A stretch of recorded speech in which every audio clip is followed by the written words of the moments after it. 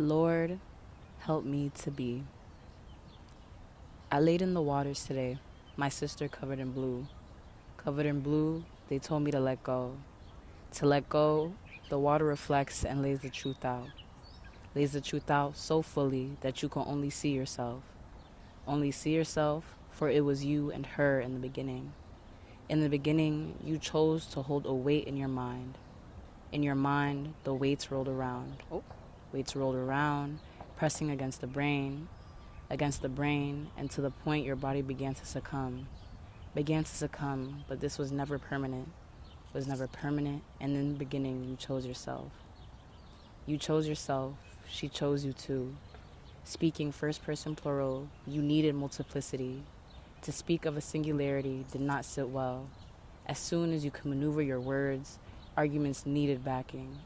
Perhaps you always felt there was always more. You chose yourself, she chose you too. In the beginning, she held you, where the newly departed and soon to arrive rest. Talking amongst themselves, they then gazed at the soul, who in the black felt out their chosen existence, planted the stars in the position needed. In this they came to. What will you be, and how will you learn to be? To let her hold you again is all she and you have asked.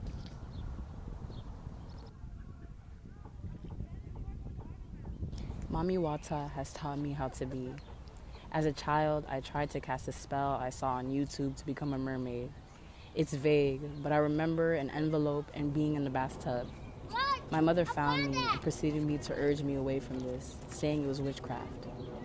The mystical has always drawn me, and I've resonated so much with water as an element. Fantasy was the realm in which this connection to the mystical could be best expressed. Of course, when everyone would discuss what type of bender they would be in Avatar, The Last Airbender, I knew I would always be a waterbender. And yet, even with this early identification, I found that throughout my life, I was not embodying water's true essence. Racked with self-doubt, the self-loathing that being a teenager brought, and an interesting entrance into my adulthood, I generally over-identified with passivity. I thought by being docile, I would be rewarded and appreciated. My goodness should have saved me. This passivity impeded my growth, viewing life as happening to me rather than assuming control over my circumstances. I have a lot of earth in my birth chart, a Virgo stellium in my 10th house to be exact. I'm currently learning the benefits of such a configuration, but throughout my past, its undeveloped forms manifested as being incredibly stuck in my ways, highly concerned with perfectionism to the point of debilitation, and being highly critical of myself and the world. It felt like I was burying myself alive. My early flirtation with my spiritual practices 6 years ago would be the first instance of conscious awakening. Despite how lost within my being I felt from that time until I came to, the water remembered me, and in my bones my ancestors waited. They all knew it took for me to break down completely, to be stripped of what I held onto tightly for me to understand the lessons Mami was trying to teach me. When I was forced to let go of my attachments, halting the search for myself through the external, and finally followed my spirit, allowing her to truly, truly be, is when her cool waters began to wash over me. The cool shock of her rushed over my scalp, just as my herbal baths do now, subduing the anxious mind and instilling a peace I had never known. It was last year that this past mode of living fully shattered, in which my spirituality was forced to reemerge and allow me to submit to the will of God, my ancestors, my spirits, and my higher self. Mami Wata especially, but with other associated water deities as well, taught me that water is more than receptive, even though this receptivity in and of itself is highly important. Water is strong, wild, deep, healing, destructive, passionate, and powerful. Water is clarity. Each time I have tried to delude myself and let myself muddle my perceptions, I suffered. She taught me how to enjoy the vastness of myself.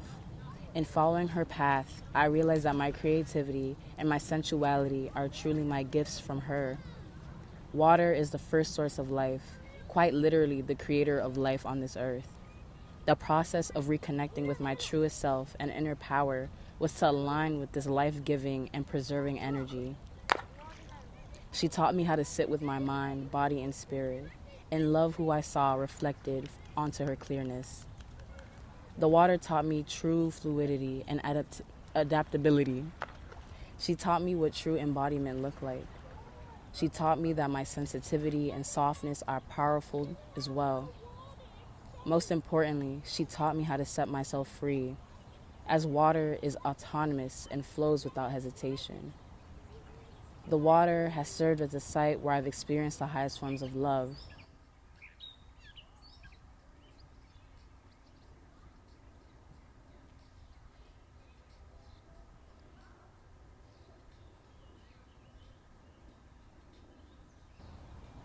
I know my devotion to Mami Wata is something predestined, but God, I am so glad that in this lifetime I chose her and that I was able to bring this worship back into my lineage.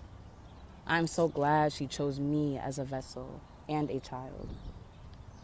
If you are feeling so called to embody the energies of the water as well, here are some affirmations to help you engage this memory of the water, the deep fluidity that rests within all of us.